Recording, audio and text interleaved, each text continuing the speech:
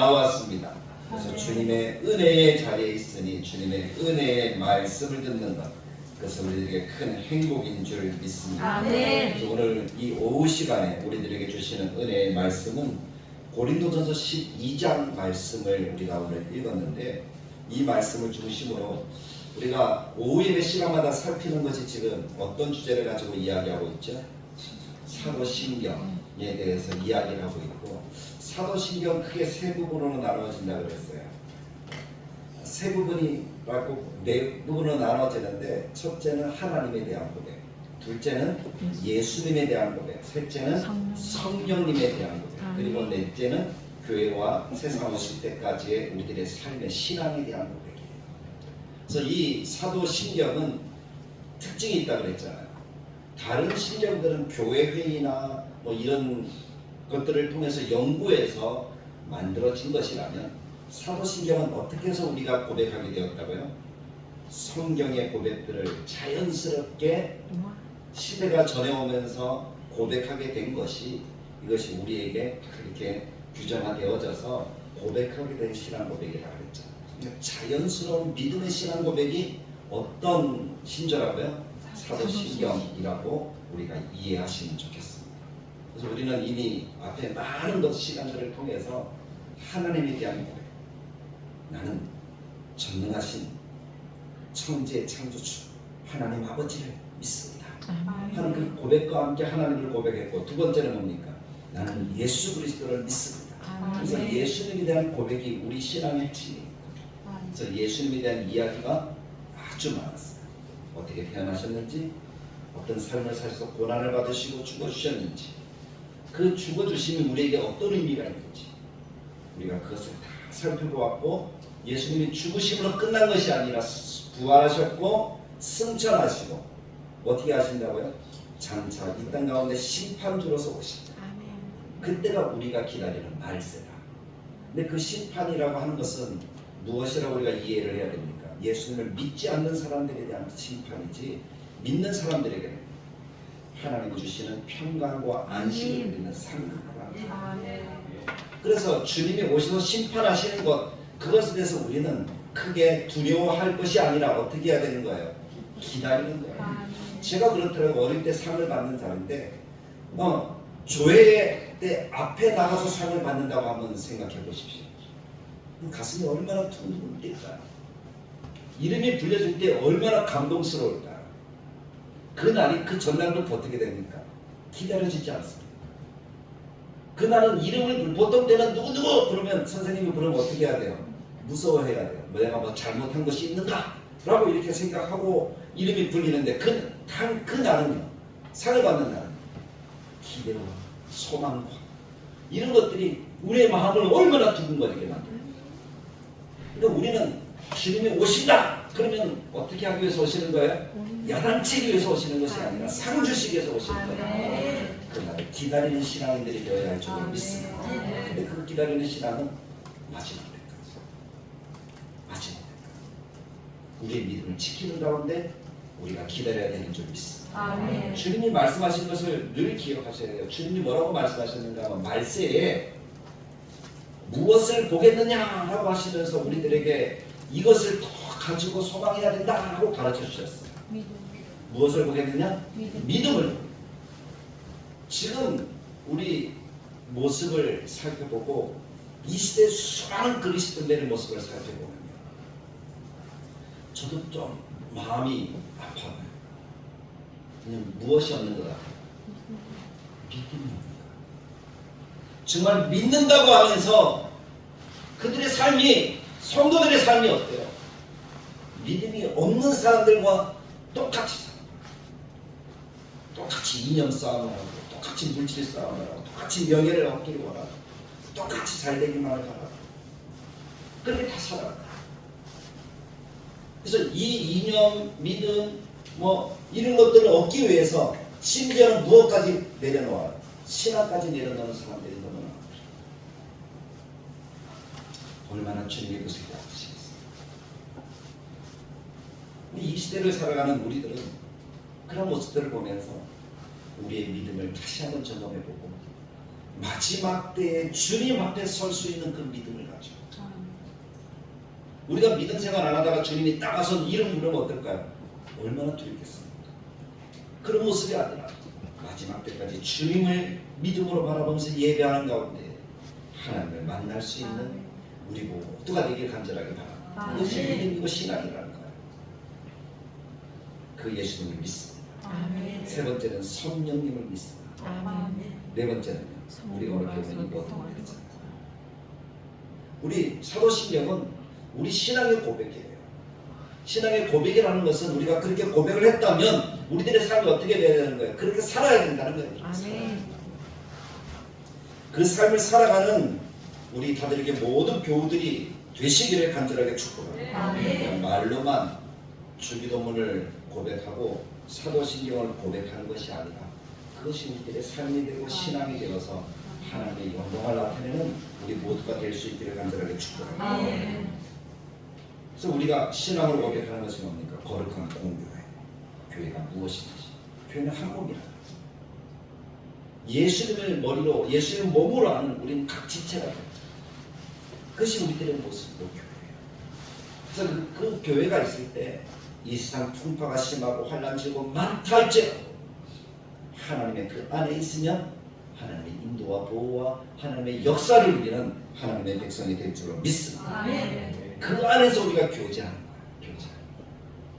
그 교제는 세상의 교제와 달라요. 하나님이 주시는 교제. 그것은 정말 우리를 더욱더 아름답게 만들고 행복하게 만들고 편하게 만들고 예수님 믿는 사람으로 만드는 그런 교제예요. 하나님과 우리 사이의 관계가 회복되는 것처럼 우리의 관계가 회복되어져서 정말 진짜 지체였어. 그래서 우리 지체 가운데 누가 아프면 정말 마음이 아파요. 누가 기쁘면 정말 기뻐해야 되잖아. 근데 우리 지체가 땅을 상하면 내 배가 아프다. 그렇게 돼서는 안 되잖아. 그래서 우리 다들의 교회 교우들은 항상 그런 마음으로 서로가 서로를 위하고 기도하고 감싸주고 그렇게 나아가길 간절하게 축복합니다. 아멘. 서로 손가락질하고 싸우고 분열하고 그런 모습은 이 땅은 다 사라져야 됩니다. 교회 속에서는 다 사라져야 됩니다. 그래서 마귀가 교회를 놓고 장난치는 거예요. 우리 다들의 교회가 다시는 그런 장난에 넘어가지 않기를 간절하게 축복합니다. 서로를 바라보면서 좋은 것만 보십시오. 칭찬하십시오. 세워주십시오. 그것이 우리가 사는 비결이잖아요. 그러면 또 보고 싶고 또 있고 싶고 함께하고 싶고 또 오고 싶은 것이 교회가 되지 않겠습니까? 사랑하는 성도들, 여러분들은 교회 오는 것이 기대가 되어집니까? 우리 성도들이 정말 보고 싶습니까? 감사합니다. 저도 그래요. 우리 같이 그러니까 하나님께서 우리 교회를 복주지 않으실 수가 없다고 저는 믿습니다.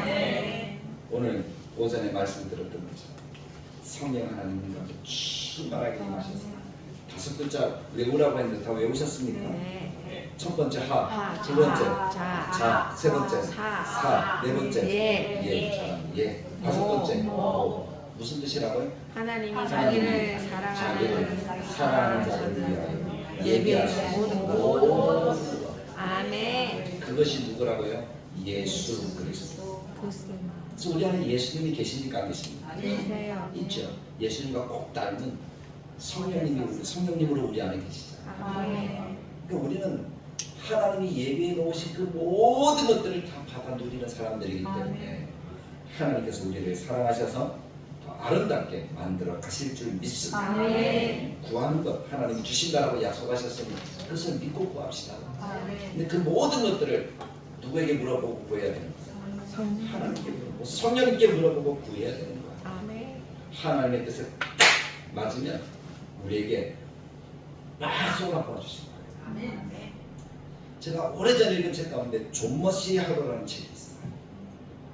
그 책 가만히 보면 뭐 신앙적인 책 같지도 않아요. 근데 그게 얼마나 위대한 진리가 있는가 하면 하나님이 예배해 놓으신 모든 것이 있다 그랬습니까? 없다 그랬습니까? 있다 그랬죠. 이 존 머시가 어느 날 차를 타고 가다가 교통사고를 당한 거예요. 그래서 죽었어요. 근데 아직 숨은 붙어 있어요. 천국에 가서 보니까 이 사람이 조머시아루라는 것이 뭔가 천국에서 본 그 모든 것들을 그림으로 자기가 풀어낸 거예요. 그래서 그 가보니까 천국에 가니까 온갖 좋은 것들이 다 쌓여있고 창고마다 정말 선물 보따리가 가득가득 놓여있더래요. 그래서 천사들과 같이 천국을 여행하면서 이 창고마다 들어가 보니까 모든 것들이 다 있는, 거기에 보니까 암을 치료할 수 있는 원리들, 뭐 어떻게 하면 부자가 되는 원리들, 뭐 그런 모든 것들이, 과거로 해결되지 않은 모든 것들이 거기에 가득 쌓여있더라. 그래서 암을 치료하는 거 저거 하나만 가져가면 대박 나겠다 싶어요. 그래서 그것을 탁 가지려고 하는데 천사가 다 발견하고 못 가져가게 하는 그런 내용들도 있더라고요. 그래서 천사에게 물어봤어요. 아니 천국에 이런 것들이 다 쌓여있는데 왜 우리들이 안 주시냐. 근데 천사가 하는 얘기가 뭐라고 했을까요? 아무도 안 구하던데. 하나님은 주시려고 가득 쌓아 놓았는데 필요한 사람들이 어떻게 했다는 거예요? 구하지 않더래요. 하나님을 찾지 않고 세상만 찾고 사람만 찾고 뭐 환경만 찾고 그러더래요. 그래서 하나님이 주셨어요? 못 주셨어요? 주시고는 싶은데 주실 수가 없어요. 그 내용이 그냥 그 사람의 꿈 이야기가 아니라 성경의 내용과 같은 거예요. 성경도 뭐라고 그래요? 우리들에게 있어야 될 것을 다 아신다. 아멘. 근데 하나님이 뭐라고 해요? 구하라, 찾아, 두드리라. 하나는 우리가 구하고 찾고 두드리기만 하면 다 주신대요. 아멘. 그게 성경이니까. 우리 성도와의 교제를 통해서 이루어진 하나님과 우리 사이의 관계가 회복되어졌습니다. 우리 하나님께 물어보고 구합시다. 아멘. 그래서 하나님 주시고자 하는 것들이 많다는 것을 알고 다 받아 누리는 우리가 되길 간절하게 축복합니다. 아멘. 그리고 죄를 용서받는 것. 이 죄 용서받는 것은 우리가 많이 들었잖아요. 다 용서받으셨습니까? 아멘. 혹시 용서받지 못했다고 생각하는 죄가 혹시 없나요? 내 생각에 이거는 절대 용서 못 받을 거야. 그런 죄 혹시 있나요? 성경에 그런 죄가 있을까요? 없을까요? 순위 딱 한 가지 나오더라고요. 하나님. 어떤 것이 나와요? 하나님 믿으시. 누구를 모욕하는 죄? 하나님과 사는. 성령을 모욕하는 죄. 아멘. 다른 것은 다 하나님의 용서받는데 그거 하나 용서 못 받는다고 예수님 그렇게 말씀하셨던 거 혹시 기억나십니까? 근데 그 본문의 단어 그대로 이해하지는 마십시오. 거기에는 우리가 이해해야 될 많은 진리들이 포함되어져 있습니다. 나중에 기회 되면 그걸 다 풀어내겠지만 성령을 모독한다는 것은 쉽게 말해서 이거예요. 하나님을 하나님으로 믿지 않는 거예요. 하나님이 하나님 되심을 인정하지 않는 거예요. 그 말씀하시는 예수님, 그 말씀을 이야기하시는 그 시대적 배경, 그것을 모르면 그 말 그대로 오해를 해버려요. 그래서 나 용서받지 못해. 성령을 모독한다는 것, 그것을 잘못 이해할 때가 참 많더라고요. 그러나 분명히 아셔야 될 것은 뭡니까? 그것은 예수님이 십자가를 지시기 전의 사건들이라. 예수님이 십자가를 지셨을 때, 피 흘려 죽으셨을 때 이전의 모든 죄들이 어떻게 된 거예요? 다 용서가. 아멘. 그리고 지금 죄뿐만 아니라 앞으로의 죄까지 주님이 다 용서해 주신 줄을 아멘. 믿습니다. 그것이 우리가 고백하는 죄를 용서받는 것과 아멘. 그래야지 우리가 하나님의 자녀가 되고 거룩한 성도가 되는 겁니다. 칭의, 죄를 가지고는 칭의라는 것을 얻을 수가 없습니다. 그러나 우리가 의롭게 칭해 주셨다는 것은 우리의 죄를 주님이 다 용서해 주십니다. 그것을 믿는다는 거예요. 무슨 얘기인지 아시겠죠? 다음 주에 하고 그리고 몸의 부활과 영생을 믿습니다. 가지가 신앙입니다. 근데 오늘은 성도의 교제에 대한 부분들을 함께 이야기를 합니다. 자, 오래전에 이런 이야기가 있었습니다. 저도 이 이야기를 몇 번 했던 것 같아요. 우리 교회에서는 처음이지만 설교를 하면서 이런 부분을 얘기할 때 믿음에 대한 것, 이야기를 할 때 누구를 신뢰하는 것을 이야기할 때 이 예화를 몇 번 썼던 것 같습니다. 어떤 목사님이 아주 시골 교회 부흥회 강사로 가시게 되셨어요. 근데 요즘에는 부흥회 가는데 하루 뭐 이렇게 멀리 외국 나가는 것 빼고는 전날 가는 일이 별로 없잖아요. 당일날 차를 타고 1시간, 2시간이면 다 갔다 오니까 그렇게 가시잖아요. 근데 옛날에는 어땠을까요? 1970년대, 한 60년대 부흥회를 한다 그러면 목사님들이 일찍부터 나셔서 그러니까 하룻밤을 꼬박 걸어가가지고 가서 부흥회를 인도하고 또 하룻밤을 꼬박 걸어와서 이렇게 집으로 오시고 하는 일들이 있었잖아요. 그 시대적인 배경이었어요. 그래서 부흥회 강사로 초청을 받아서 시골 교회로 갔는데 아침 일찍 나섰지만 그날 그 교회에 도착 못하셨어요. 잠자리가 없는 거예요. 그래서 산을 넘고 이렇게 하다가 어두컴컴해서 어디 잠자리를 찾을 수가 없는데 저 멀은 희미한 불빛이 벌써 갔더니 조그만 주막이 하나 있었어요. 동네 주막을 발견하고 갈 곳도 없으니까 옛날에는 주막이 뭐예요? 여관도 됐고 막 그랬던 거 여러분 영화나 드라마로 보시잖아요. 그 주막에서 주무시게 되셨어요. 그런데 때마침 그날 손님이 많아서 빈 방이 없네요. 빈 방이 없어서 그런데 다른 데 갈 수도 없고 그래서 사정을 해서 내가 정말 잘 곳이 없으니까 그래도 같이 살 수 있도록 좀 이야기해 주십시오. 그랬더니 한 방에 한 분이 계신데 그 방에 들어가서 같이 주무십시오. 그래서 양해를 줘서 두 사람이 잠을 자게 되었습니다. 그래서 이 목사님이 딱 들어가서 그분이 누워있는 것을 딱 보니까 범상치 않게 보이는 거예요. 좀 무섭게 느껴졌어요. 얼굴이 좀 도둑놈처럼 생겼다고 합니까? 그렇게 보이니까 이 목사님이 잠을 자는데 편히 잠을 잘 수가 있을까요 없을까요? 편히 못 자는 거예요. 그래서 자기의 짐을 보다리 꼭 붙들고 이불 안에 쏙 넣어가지고 이렇게 잠을 누웠는데 그래도 깊이 잠들면 어떻게 되죠? 목사님이 설교 보따리인데 이거 잊어버리고 설교 못하잖아요.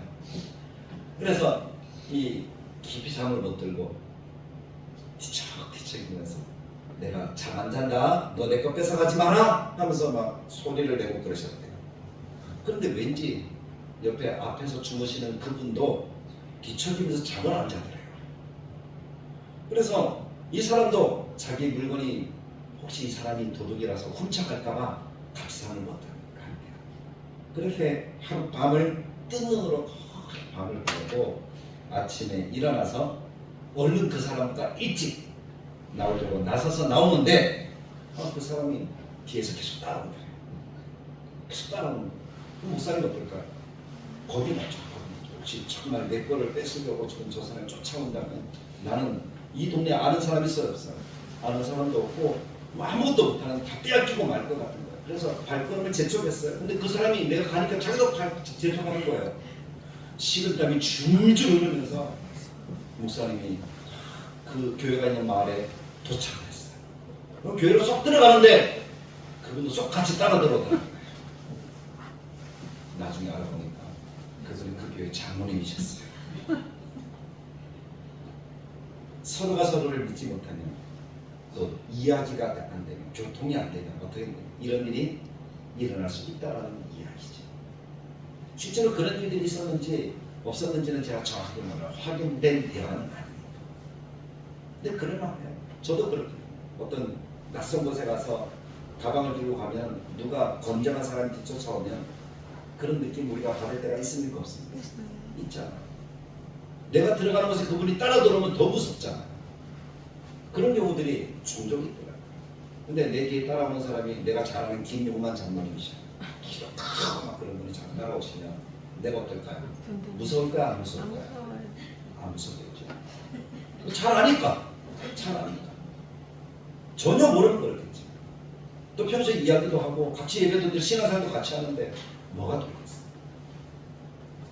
믿음이 없고 서로 이야기가 안 되면 우리는 서로 교통하는 것이 힘들다.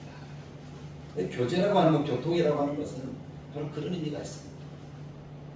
그래서 우리가 하나님의 백성으로 서로 교통한다 하는 것이 무엇인지 오늘 좀 더 구체적으로 이야기를 드리자면, 먼저 성경에서 이야기하는 사도신경에서 이야기하는 것은 뭡니까? 우리가 지난주에 거룩한 공교회와 성도의 교제와 이렇게 했잖아요.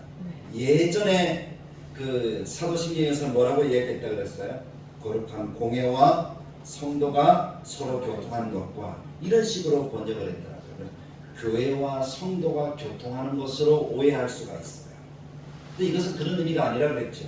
거룩한 공교회 하는 것은 따르고 콤마 찍고 성도의 교제 이렇게 이야기를 하는 것, 이해를 하는 것이 바릅니다. 그럼 성도의 교제라고 할 때 성도란 무엇인가? 우리가 성도에 대해서는 전에 한번 이야기를 드렸잖아요. 누구를 믿는 사람들의 무리? 예수 그리스도를 믿는 사람들의 무리. 그것을 우리는 성도라고 이야기합니다. 교회에 신앙생활하는 많은 사람들에 관해서 우리가 부르는 이름 가운데 성도라는 이름이 있잖아요.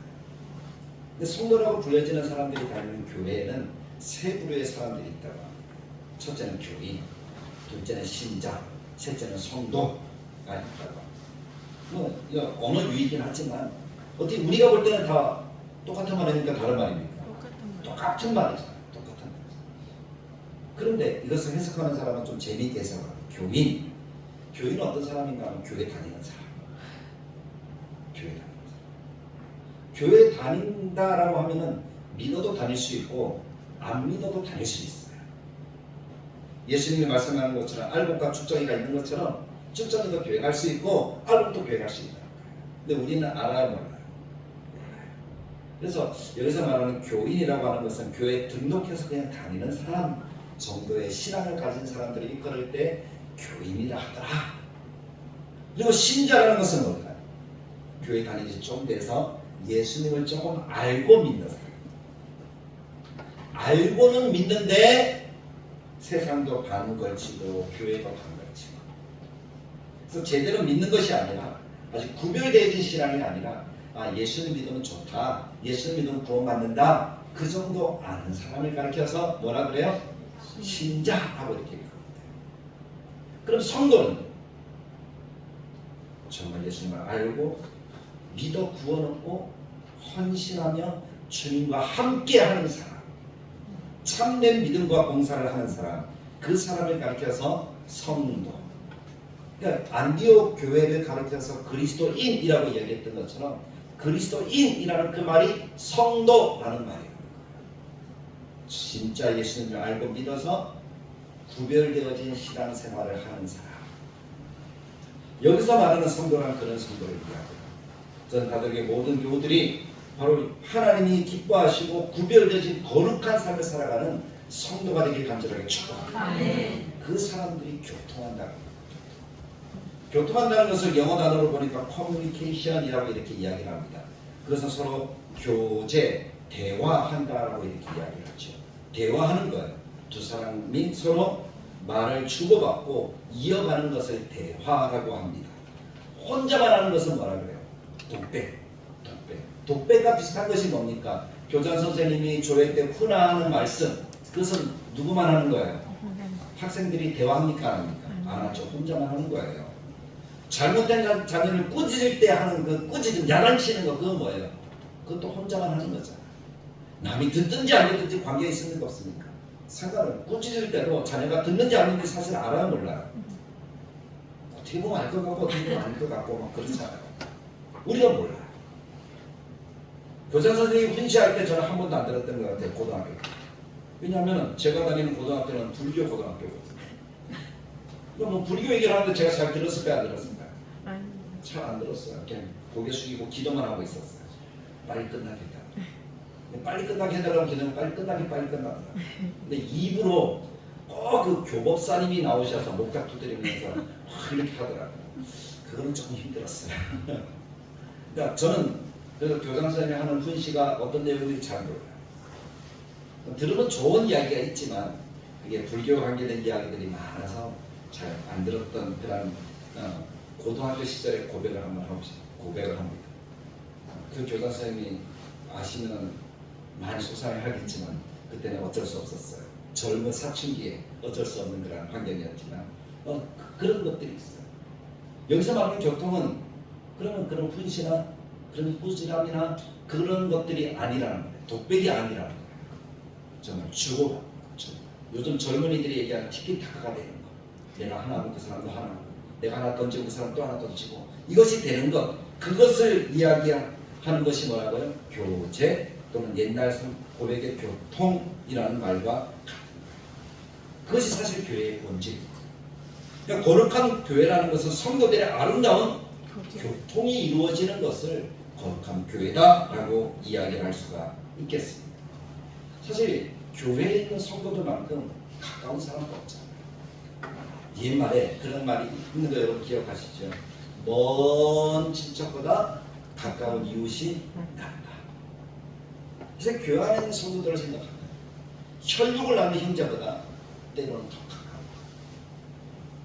정말 내가 아플 때 나를 위해서 아파서 기도해 주는 사람들이 누굴까요? 멀리 있는 친척일까요? 혈육일까요? 아니면 가까운 데 있는 우리 성도들일까요? 가까이. 우리 성도들 알아요. 우리 성도들이 어떤 일을 만나면 제가 늘 문자를 드리잖아요. 그럼 여러분들 그 문자를 받고 아이고 큰일 났네 그냥 이렇게 말하고 그냥 넘어갑니까? 아니면 조금이라도 기도합니까? 기도해요. 저는 우리 성도님들이 조금이라도 기도하는 줄 믿습니다. 아멘. 단 1초라도 단 1분이라도 기도하는 성도들이 사랑하는 우리 교우들인 것을 분명하게 믿습니다. 아멘. 그 사람들이 뭐 하고 있는 사람들이에요? 교제, 교통하고 있는 사람. 제가 기도 문자를 올리니까 여러분들이 대화로서 뭐 하는 거예요? 기도하는 거죠. 아멘 하면서 기도하는 거죠. 그것이 성도의 교제입니다. 내가 아파하면 같이 아파해줘. 내가 즐거우면 같이 즐거워해 줄 수 있는 것. 그것이 우리의 모습인 줄 믿습니다. 아멘. 물론 우리가 모여있는 사람들의 면면을 보면 다 달라요. 고향도 다르고 성도 다르고 성격도 다르고 혈액형도 다르고 똑같은 거 있을까요? 없을까요? 물론 뭐 같은 오형끼리 모이라고 하면 오형이 모일 수도 있겠죠. 그러나 오형끼리 모여도 어때요? 달라요. 다 다르더라고요. 저도 O형인데 제가 가진 O형은 조금 다른 혈액형들이 섞인 듯한 O형이에요. 어떤 사람이 보면 A형처럼 느껴진다고도 하더라고요. 왜냐면 저희 집안에는 A형, B형, AB형, O형 다 있거든요. 아버지가 B형, 어머니가 A형. 그러셨으니까 A형, B형, O형, AB형 다 나오더라고요. 네. 제 피에는 그런 성질들이 다 섞여 있어요. 그래서 A형처럼 보인다. 그래서 어떤 사람은 아니야 O형이야 전형적인 O형이야 이렇게 얘기하는 사람도 있어요. 보기에 따라 달라요. 우리가 다 다르잖아요. 그러니까 우리가 다 다른데 서로를 이해하고 하나 되는 게 쉬운 일이 아니잖아요. 같은 열매가 맺혀지지도 않아요. 같이 배웠음에도 불구하고 말하는 것은 어때요? 다 달라요. 제 억양이 제 말이 표준말에 가까운데 제 얘기를 많이 듣는다고 여러분들이 표준말을 쓰는 거 아니더라고요. 우리 김장님은 늘 사투리, 경상도 사투리를 쓰고 우리 김장님은 늘 전라도 사투리 쓰고 그게 바뀌어요 안 바뀌어요? 안 바뀌어요. 다 다른 것처럼 그렇죠. 근데 우리가 교제한다는 것은 뭔가 하면 예수님이 우리의 구원이 되시고 우리의 몸이 되시면서 아멘. 우리가 그 몸에 각각 붙어있는 지체라는 거예요. 그래서 예수님이라는 그 몸에 우리가 같이 붙어있기 때문에 우리는 한 몸입니까? 아니면 다 다르게 보이니까 다른 겁니까? 한 몸이라는 거잖아요. 한 몸이 이야기하는 것이 뭐예요? 내 오른손이 아픈데 왼손이 가만히 그냥 보고만 있습니까? 내가 오른쪽 눈이 아픈데 왼쪽 눈이 가만히 보고만 있습니까? 여러분, 제가 여러분들에게 먼지를 뿌리면 여러분 두 눈이 어떻게 다 될까요? 한 손은 어떻게 될까요?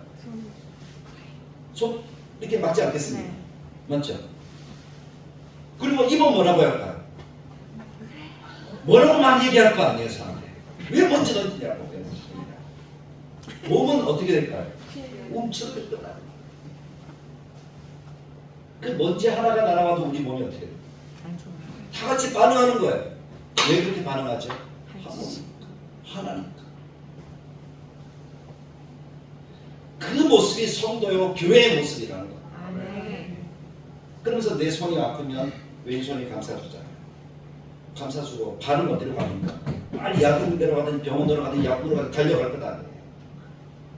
그리고 어떻게 해요? 온몸이 가는데 내 심장은 나는 움직이기 싫다고 평생 움직였는데 난 조금 쉬고 싶다고 가만히 멈춰서 안 갈 수 있습니까? 안 돼서 같이 가야 되잖아. 그것이 성도의 교통하는 모습이다. 아멘. 그것이 한 몸, 하나 된 한 생각으로 움직이는 교회의 모습입니다. 그 모든 지체들이 각각 다른 기능을 하도록 하나님이 만들어 주셨어요. 그것이 교회고 성도들의 모습입니다. 각각 다른 기능을 하는 거예요. 우리가 각각 다른 것처럼. 각각 다른 기능을 하는데 방향과 생각과 모든 것들은 예수님이 원하시는 대로 같이 가는 거예요. 아멘. 서로 감싸주고 서로 이해해주고 서로 함께 해주고 그것이 성도의 교통, 교제하는 모습인 것을 우리의 마음속에 기억하시길 간절하게 축복합니다. 이런 찬양이 있잖아요. 내가 너를 믿고 맡긴 사명 너는 왜 잊어버렸나 나만 따르리라 하던 약속 넌 왜 잊어버렸나 위로받기보다는 위로하고 사랑받기보다는 사랑하며 십자가만 멸류관만 바라보며 의의 길 간다더니 위로하기보다는 위로받고 사랑받기만 원하네. 이것이 우리들의 마음이라면 우리는 다시 우리가 한 몸이고 교제하는 교통하는 성도인 것을 기억하고 위로받기보다는 위로하고 사랑받기보다는 사랑하면서 주님의 십자가만 바라보고 걸어가는 우리 모두가 되어야 할 줄로 믿습니다. 그러면서 우리가 맡겨진 일에 어떻게 하는 거예요? 최선을 다하는 거예요. 나는 내일 최선 다하면 다른 사람도 자기 일에 최선을 다합니다. 그러면 그것이 한 몸을 이루어가는 비결인 줄 믿습니다. 서로 내가 이 일하고 싶다 이 일하고 싶다 이렇게 싸우면 교회는 하나 될 수 없는 것이고 그것은 대화도 안 되는 것이고 그것은 하나님이 기뻐하는 모습이 아니라는 사실을 우리가 기억해야 될 것입니다. 서로를 위해서 그것이 교제하는 성도들의 모습입니다. 한번 따라해봅시다. 서로를 위해서 서로를 위해서 서로를 위하는 마음으로 서로를 위한 마음으로 서로가 서로를 도와가는 것이 도와가는 성도의 것이 교제입니다. 성도의 교제인 것이다. 아멘. 저도 때로는 쉬고 싶을 때가 참 많아요. 근데 그때 어떤 분이 이런 이야기를 해주시더라고요. 우리의 심장 아시죠? 심장이 자기는 감추어져 있으니까 사람들이 심장이 있는 줄 압니까 모릅니까? 잘 모르죠. 근데 심장이 없다면 어떻게 될까요? 사람이 죽겠죠. 만약에 심장이 자기도 좀 보이고 싶다고 바깥에 뚝 튀어나와서 여기에 달려있다면 어떻게 될까요? 보기가 좋을까요? 좀 흉측스럽겠죠. 심장 안 보셔서 그렇지 진짜 보면 좀 이상하게 생겼거든요. 자기 잠이 자기도 좀 바깥 구경하고 싶다고 나와서 이렇게 돌아다니면 어떻게 될까? 장가지고 주눅기를 해야 될 정도인데 목에 칭치 걸고 다녀야 되는데 보기 좋을까 안 좋을까? 하나님이 그래서 어떻게 하신 거예요? 안 해주신 거예요. 장은 약하니까 보호받아야 되고 심장도 너무 약하기 때문에 보호받아야 돼요. 이 심장이 사람은 살아가면서 손도 멈출 수 있고 다리도 멈출 수 있고 다른 모든 기능 눈도 감을 수 있고 말도 안 할 수 있고 다 쉴 수 있지만 유일하게 쉴 수 없는 기능이 기관이 뭐예요? 심장이라는 거예요. 얼마나 작은지 지름이 12cm 정도밖에 안 된대요. 한 조 정도밖에 안 된대요. 근데 무게는 한 많이 나가는 사람이 340g, 적게 나가는 사람 한 230g 정도밖에 안 되는 것이 심장이에요. 그래서 이 심장이 하루는 이런 생각을 했어요. 나는 너무 불공평한 대우를 받고 있는 것 같아. 나는 날마다 일을 하고 한 번도 쉬지도 않고 잠도 안 자고 이렇게 일하고 있는데 다른 것들은 다 쉬면서 자기 힘들다고 하고 다른 것들은 뭐예요? 손은 상 받고 다리는 늘 감싸주니까 얼마나 좋아. 근데 심장은 그렇게도 못하니까 너무 속상해서 이제 나도 좀 쉬어야 되겠다. 그래서 심장이 잠시라도 자기 하는 일을 멈춘다면 어떤 결과가 일어날까? 죽겠죠. 그런 거예요. 심장이 멎는 순간 온몸은 죽게 되고 결국 심장 자신도 죽게 됩니다. 근데 심장이 자신의 일에 충실하면 모든 것들이 다 건강해지잖아요. 행복해지잖아요.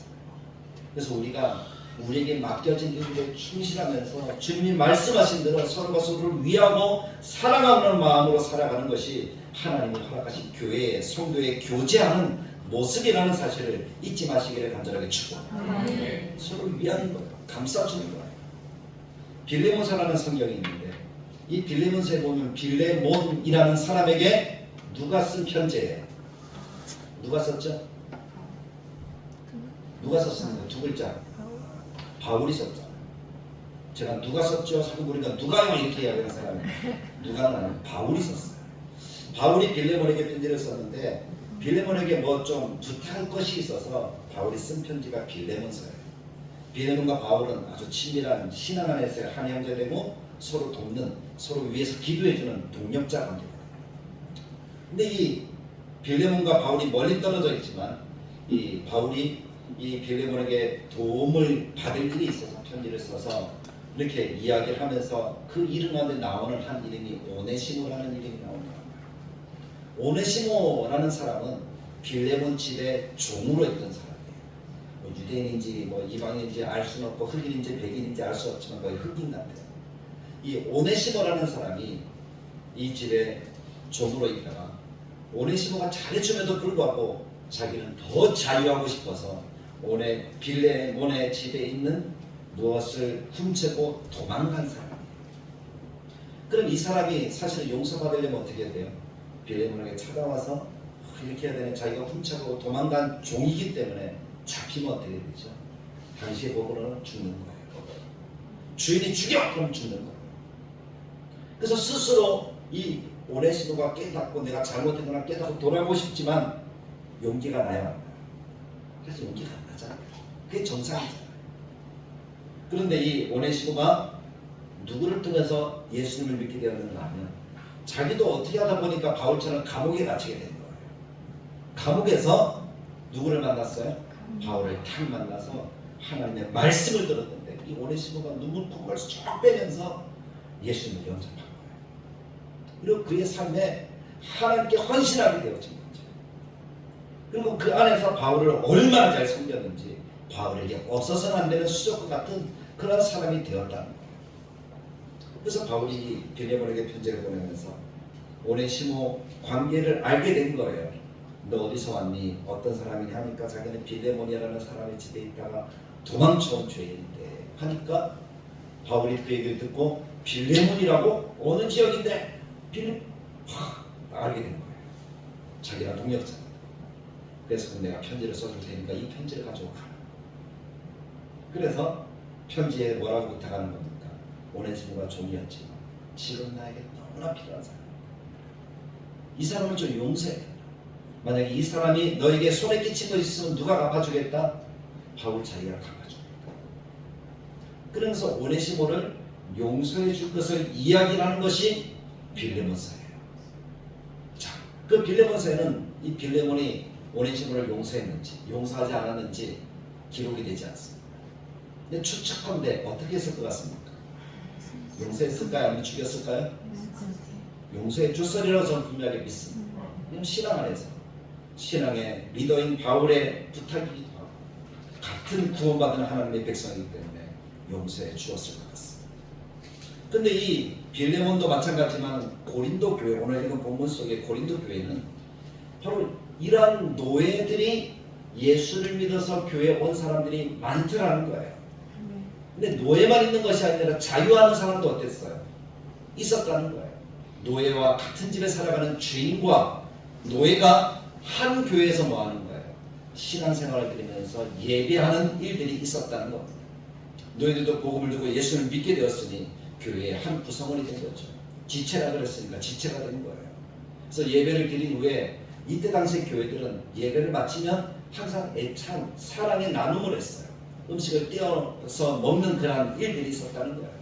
그러니까 귀족이나 자유하는 사람이나 또는 가난한 노예들이나 같이 음식을 먹는데 문제는 뭐예요?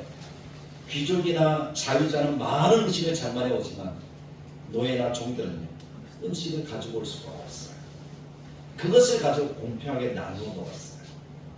관계가 좋을 때 소통이 잘 될 때는 어때요? 문제가 됩니까 안 됩니까? 전혀 안 되는데 고린도 교회가 중간에 타락을 하더라고요.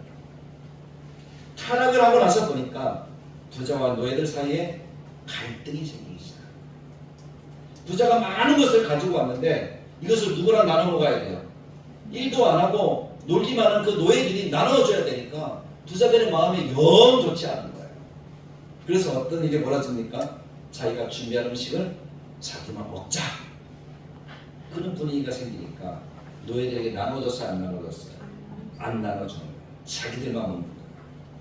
노예들은요, 안 그래도 집에서도 못 먹는데 교회에서도 못 먹고 쩔쩔 굶고 그런 일들이 벌어지는 거예요.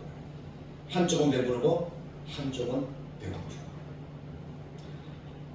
그런 모습의 교회가 교회일까요? 교회가 아닐까요? 더 이상 그것은 교회가 아니에요. 근데 사도 바울은 이런 교회를 보면서 어떻게 합니까? 책임합니다. 그것이 오늘 읽은 본문이에요. 22절에 보면 너희가 먹고 마실 집이 없느냐? 너희가 하나님의 교회를 업신여기고 빈궁한 자들을 부끄럽게 하느냐? 내가 너희에게 무슨 말을 하랴? 너희를 칭찬하랴? 이것으로 칭찬하지 않노라. 사도 바울의 그 감정심인 어투로 이것을 읽는다면 너희는 내가 지금 책망하는 거야. 너희들 고쳐! 하는 그런 말로 사도 바울이 이야기합니다.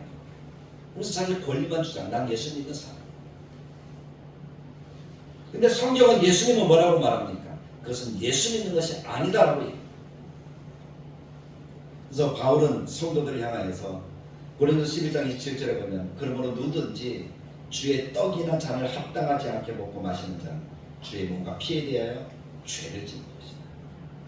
차별하여 되는 것, 그것은 죄를 짓는 것이다. 그렇게 가르쳐주고 있습니다. 왜냐하면 우리는 예수님의 몸에 붙어있는 한 지체잖아요. 몸이 건강한 것은 뭡니까? 골고루 잘 음식을 먹고 운동도 잘 해줘서 건강한 건데 생각해 보십시오. 투수, 야구하는 투수들 있잖아요. 투수들이 손을 쫙 내밀면, 저는 손을 쫙 내밀면 어때요? 똑같이 될 거거든요. 투수들은 어떨까요? 이렇게 어디가 더 길어요? 오른손잡이는 오른손이 길고 왼손잡이는 왼손이 더 이만큼 차이 나요. 왜 그럴까요? 왼손은 늘 가만히 있고 뭐만 쓰니까? 오른손만 쓰니까. 한쪽만 운동한다고 생각해 보십시오. 한쪽은 가만히 있어요. 그럼 어떨까요? 한쪽은 건강하고 근육도 좀 한쪽은 빼발라가지고 그런 모습이 될 수 있다. 한 몸이지만 그건 한 몸이 아니에요. 정말 한 몸으로 살아간다면 감싸주고 같이 운동할 수 있도록 같이 움직일 수 있도록 도와가는 것이 진짜 교회의 모습인 줄 믿습니다. 사도 바울은 그래서 그렇게 하라고 그래요. 끼리끼리 모여서 그렇게 살지 말고 함께 사랑을 나누면서 살아가라. 그것이 성도의 교제라고 그렇게 강조를 하고 있는 것입니다. 그렇게 하면 아픔도 감수할 수 있어야 되죠. 내가 손해도 좀 보아야 되죠. 내가 좀 더 수고를 해야 되죠. 그러나 그렇게 할 때에 그래서 진정한 아름다운 교회의 모습이 될 줄로 믿습니다. 사람이 처음 들어오면 그 사람의 죄는 미워하되 죄인은 미워하지 말라는 얘기가 있잖아요. 죄는 잘못된 것이지만 사람은 회개하고 돌아오면 용납해 줄 수 있어야 우리가 진정한 하나를 이룰 수가 있습니다. 그러나 분명한 것은 선은 있어요. 죄, 회개하지 않는 사람이다. 이런 사람들은 성경도 뭐라고 얘기합니까? 죄를 회개하지 않는다는 것은 예수님의 말씀에 의하면 환이 빠진 사람과 아무리 깨우쳐도 깨우치지 않는다면 그것은 우리가 할 수 있는 것은 같이 있으면 하나 되지 못해요. 그런 경우에는 어떻게 합니까? 우리가 얘기를 할 수 있어야 되겠죠. 근데 그렇지 않고 회개하고 돌아오면 품어주는 것이 교회의 모습이 되어야 합니다. 그것이 사람이고 그것이 섬기는 것이다. 왜냐하면 나도 죄인이다. 그래서 우리 사랑하는 성도 여러분, 우리가 고백하는 성도가 서로 교통하는 것, 이것이 어떤 의미인가를 분명히 기억하셔서 우리가 서로 섬기고 사랑하는 아름다운 교회, 정말 주님이 기뻐하시는 건강한 교회, 행복한 교회, 그런 교회를 세워가기 위해서 서로가 서로를 위해주고 기도해주고 손잡아주고 안아주고 정말 사랑을 나눌 수 있는 그런 교회가 우리 다들 교회의 모습이 되기를 간절하게 축복합니다. 기뻐하시도록 하나님의 영광이 나타나도록 우리가 마음을 같이해서 한 마음으로 달려가는, 정말 빌립보 교회의 이야기하라는 사도 바울이 이야기한 것처럼 마음을 같이하여 같은 사랑을 가지고 뜻을 합하며 한 마음을 품어 예수 그리스도의 마음을 가지고 우리가 하나님 앞에서 살아가는 거룩하고 아름다운 다들의 교회 모든 성도들이 되시기를 주님의 말씀을 따라 간절하게 축복합니다. 참 좋으신 하나님 아버지 은혜를 감사합니다. 오늘 우리는 사도신경을 공부하면서 성도가 서로 교통하는 것에 대해서 나누었습니다. 하나님 정말 이 말씀대로 이 고백대로 우리가 교통하는 그러한 교회가 되게 하여 주옵소서. 나보다 다른 사람들을 배려하고 감싸줄 수 있고 섬기고 세워줄 수 있는 아름다운 교회, 위에서 기도하는 참 동력자 되고 중보자 된 아름다운 교회, 주님의 마음을 기쁘게 하고 함께 손을 잡고 나아가는 하나님의 교회, 구별되어진 삶을 삶으로써 주님의 영광을 나타내는 아름다운 성도의 삶을 살아가는 우리 모두가 되도록 주님이 역사하여 주옵소서. 그래서 우리 교회가 세워져 가게 하시고 지어져 가게 하시고 성장하게 하시고 균형 잡힌 모습으로 자라나게 하시고 하나님의 영광을 나타내고 하나님의 기쁨과 복을 누리는 우리 모든 삶이 되도록 주님이 역사하여 주옵소서. 예수님의 이름으로 기도드리옵나이다. 아멘. 이제는 우리 주 예수 그리스도의 은혜로 하나님의 사랑으로 성령님의 감동 축복하시는 역사, 교회 안에서 한 지체로 참된 교통과 교제의 역사 속에 하나님이 기뻐하시는 교회를 세워가기 원합니다. 주님의 복이 충만하게 넘치는 삶을 살아가기를 원합니다. 하나님의 백성들 머리 위에 영원토록 함께 계실지어다. 아멘. 네, 마쳤습니다. 광고 말씀